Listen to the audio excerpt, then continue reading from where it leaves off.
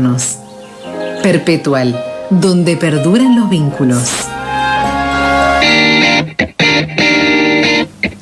Bitácora de guerra de lo que está sucediendo, sexto día del avance de un conflicto que tiene múltiples lecturas, derivaciones. Vamos a apelar al análisis del riocuartense, egresado de la Universidad Nacional, en la licenciatura en Ciencia Política, investigador del Centro Latinoamericano de Análisis Estratégico de la Fundación para la Integración Latinoamericana. Saludamos a Matías Casiagüe.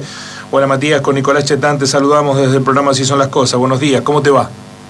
Buenos días, Guillermo, un gusto estar de nuevo en contacto con ustedes y por supuesto preocupado por este tema tan central del 2022, ¿no? Bueno, gracias por permitirnos conocer más en profundidad y la complejidad del asunto, ¿no? Porque da la sensación que es de difícil lectura estos acontecimientos, así que vamos a abusar de tu capacidad de análisis para que nos ayudes.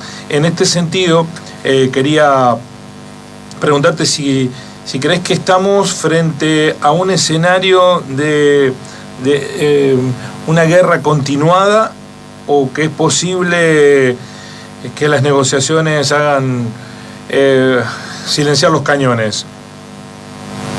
Es difícil dar una definición con certeza y sobre todo porque hay muchos actores y muchos intereses en juego. Eso es una primera variable, digamos. Es como que en el marco del conflicto de Ucrania y de Rusia juegan todos, digamos, y en ese marco, cuando hay tantos actores en la disputa, las previsiones se hacen cada vez más difíciles, ¿no? El escenario hoy te diría que es el de la negociación, ¿no? Rusia, hay que recordar dos cosas, ¿no? Lo primero es que el gran instigador del reavivamiento del conflicto fronterizo entre Ucrania y Rusia ha sido la terminación, la culminación del gasoducto Nord Stream 2, un gasoducto que provee el gas ruso al corazón industrial de la Unión Europea, ¿no? Al complejo industrial germano-francés, ¿no? Que estaría prácticamente en condiciones de duplicar la provisión de energía rusa a la Unión Europea, ¿no? Esa culminación de ese gasoducto que desató el conflicto, y el principal instigador de esto, hay que decirlo, es Joe Biden. Digamos, es como difícil de decirlo, parece complejo, pero una guerra entre Ucrania y Rusia tiene que ver más con Alemania que con Ucrania, ¿no? Y es un conflicto latente, es un conflicto que no es nuevo, es un conflicto que viene desde el año 2014, es un conflicto que tiene que ver con un cambio en las correlaciones de fuerzas internas en la política ucraniana, históricamente alineada con Rusia, y a partir de una manifestación, de una revolución de los colores, de una famosa Europlaza, el gobierno de Kiev queda en manos de las fuerzas más pro-occidentales o pro-Unión Europea, ¿no? A partir de ahí se aviva el conflicto. Eso tiene una primera expresión en la ocupación del gobierno de la República Federal de Rusia de la península de Crimea, una península donde el 90% de la población es de origen ruso y donde la vieja Unión Soviética tenía asentado el principal complejo naviero militar, un gran complejo industrial de fabricación de barcos, ¿sí? De uso dual, ¿no? De uso civil, astilleros para fabricar barcos civiles y barcos militares, ¿no? De Crimea hoy ya poco se habla porque existe un gran consenso internacional, me animo a decir, que es parte del territorio ruso por las características culturales, históricas de esa península, que quedó del lado ucraniano en la disolución de la Unión Soviética, producto de las complejidades de aquel momento, ¿no? La situación ahora se da por un conflicto creciente de baja intensidad en el este de Ucrania, en la frontera más continental, si se quiere, con Rusia, que son dos provincias Donetsk y Lugansk, de alta población rusa. O sea, son provincias ucranianas de mayoría de población rusa, y en el último tiempo se había reactivado todo un conflicto de baja intensidad que desde el 2014 tampoco había desaparecido, ¿no? Un conflicto armado, un conflicto violento, de baja intensidad, que en el último tiempo se había reactivado profundamente, particularmente con la presencia de fuerzas paramilitares del nacionalismo ucraniano. Matías, y ante la escalada... perdón la interrupción. Es decir, que aquí se combinan factores exógenos, los intereses que tiene Europa y los Estados Unidos en alimentar el conflicto, con problemas internos de la propia Ucrania, divisiones entre prorrusos y antirrusos, digamos. Se cruzan dos variables de motivación del conflicto. Exactamente, hay variables de una complejidad exógena, de una complejidad endógena y de una complejidad histórica. Estamos hablando de que esto tiene que ver con cómo se repartieron los territorios luego de la disolución de la Unión Soviética hace nada más y nada menos que 30 años. Hasta esa complejidad tiene, ¿no? Ese conflicto de baja intensidad en la frontera, transfronterizo entre Ucrania y Rusia, reactivado, ¿sí?, con bombardeos y ataques a población civil, es el que motivó este ataque, podríamos decir incluso hasta desproporcionado o sorprendentemente fuerte, de Rusia a Ucrania, digamos, que llevó el conflicto básicamente por una decisión evidentemente estratégica, llevó el conflicto a las periferias de Kiev, ¿no? Al centro urbano más importante de Ucrania. Y ese es el estado de situación de la foto de los últimos 6 días. Ahora, ¿por qué Putin hace esto? Yo creo que Putin hace esto básicamente para generar mejores condiciones de negociación, para no instalar, que efectivamente no se termine de instalar un conflicto de baja intensidad en su frontera, un conflicto transfronterizo, ¿sí? Conflictos transfronterizos como son hoy el conflicto en Siria, como lo fue en Egipto, como lo está haciendo en Yemen. O sea, es una particularidad de las guerras tal cual se están dando en el siglo XXI, donde las fuerzas estatales de cualquier país siempre tienen una enorme complejidad para asumirlos, ¿no? Rusia evitó, o sea, saltó por arriba ese conflicto transfronterizo que hubiese sido para ellos también muy complicado, muy complejo, y llevó el conflicto a Kiev, ¿no? Esa es la foto de estos 6 días. Ahora, ese llevar el conflicto a Kiev evidentemente tiene un sesgo de una negociación.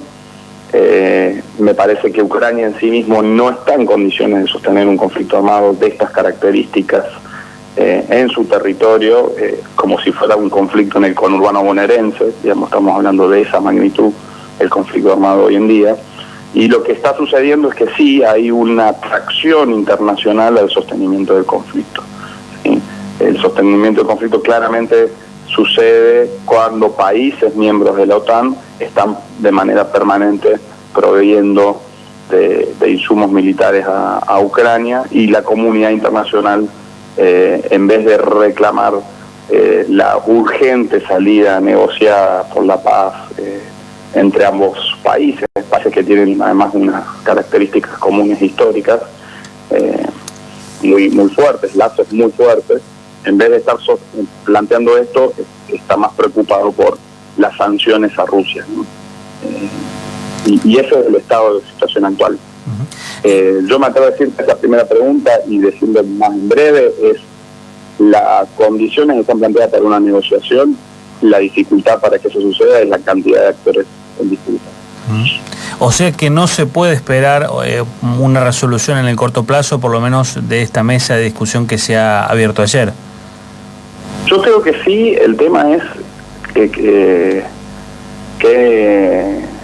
sucede, digamos? O sea, yo tengo esperanzas que sí, porque sobre todo cuando uno ve el balance militar es que Rusia inició una ofensiva extraordinaria, muy sorpresiva, que quizás en otro tiempo histórico no hubiese sido posible realizarla. Estamos hablando de una cosa extraordinaria en ese sentido. No hay un tercer país que haya iniciado una ofensiva militar de estas características por fuera de los Estados Unidos en los últimos 30 años de historia de la humanidad. Digamos, es extraordinario.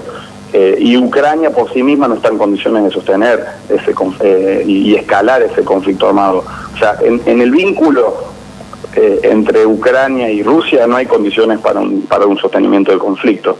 Hay que ver si la comunidad internacional, en vez de, o el resultante de lo que a nivel internacional se quiere, promueve más la salida negociada al conflicto o el escalamiento del conflicto. Esa es la preocupación mía, digamos, ¿no? ¿A qué juega los otros grandes actores globales, ¿no? Me refiero a China, me refiero a Estados Unidos, me refiero a Alemania, me refiero a Francia, me refiero a los grandes jugadores del tablero mundial.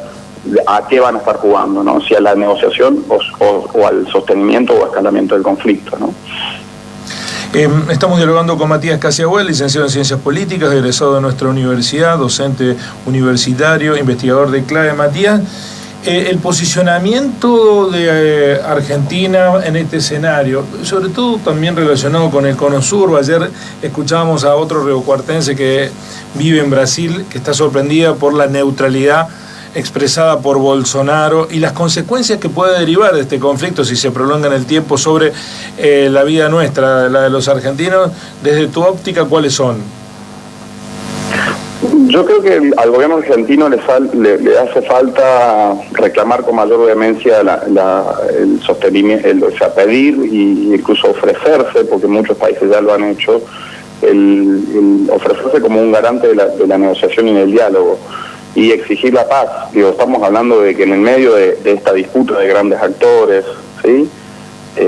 Hay humanos, hay seres humanos, hay personas. Entonces, me parece que al gobierno argentino le falta reclamar no necesariamente de la neutralidad, ¿sí? Sino reclamar con más vehemencia que las salidas del diálogo, la negociación y la construcción de la paz, de una paz duradera. Me parece que el gobierno argentino está adoleciendo de eso. Probablemente tenga que ver con el circuito de presiones que sobre nosotros está latente con el acuerdo del Fondo Monetario Internacional y la obligación, entre comillas, porque es una extorsión, de que nuestra política internacional no se desmarque de lo que pretende la administración de Joe Biden de los Estados Unidos, ¿no? Que pretende que básicamente hoy es el gran actor instigador y promotor de que el conflicto siga latente, siga escalando, ¿no?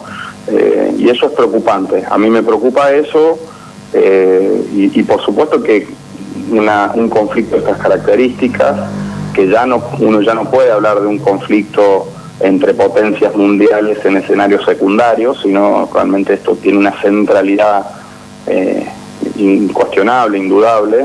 A mí me preocupa que la prolongación de este conflicto complejice nuestro comercio exterior, ¿sí? Para un lado o para el otro, ¿sí? Solo recordemos, hoy ya el escenario es distinto, incluso porque se fabrican vacunas en Argentina, ¿sí? Pero por ejemplo, que se complique a nivel mundial la provisión de las vacunas Sputnik, ¿no?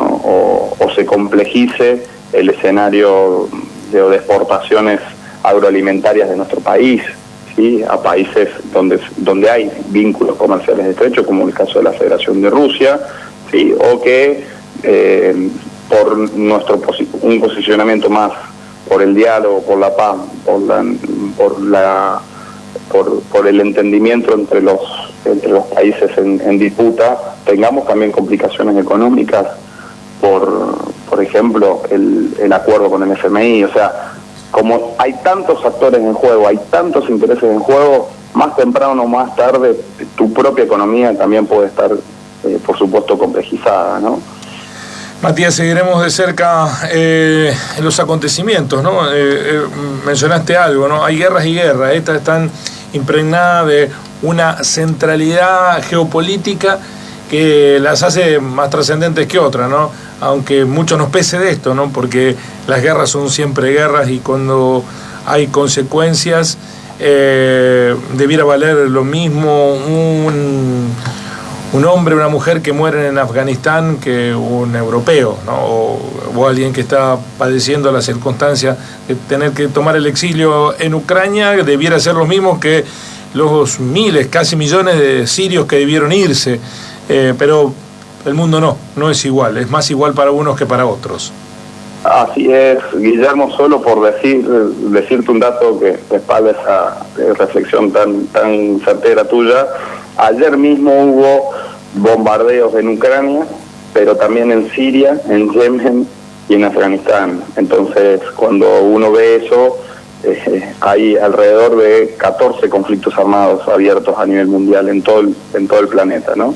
Por supuesto que el teatro central de Rusia y Ucrania se lleva toda la atención por lo complejo y porque puede salir para cualquier lado y porque lo que de ahí suceda va a tener sin lugar a dudas una implicancia para toda la humanidad, ¿no? Gracias, Matías, un abrazo a la distancia. No, por favor, gracias a ustedes.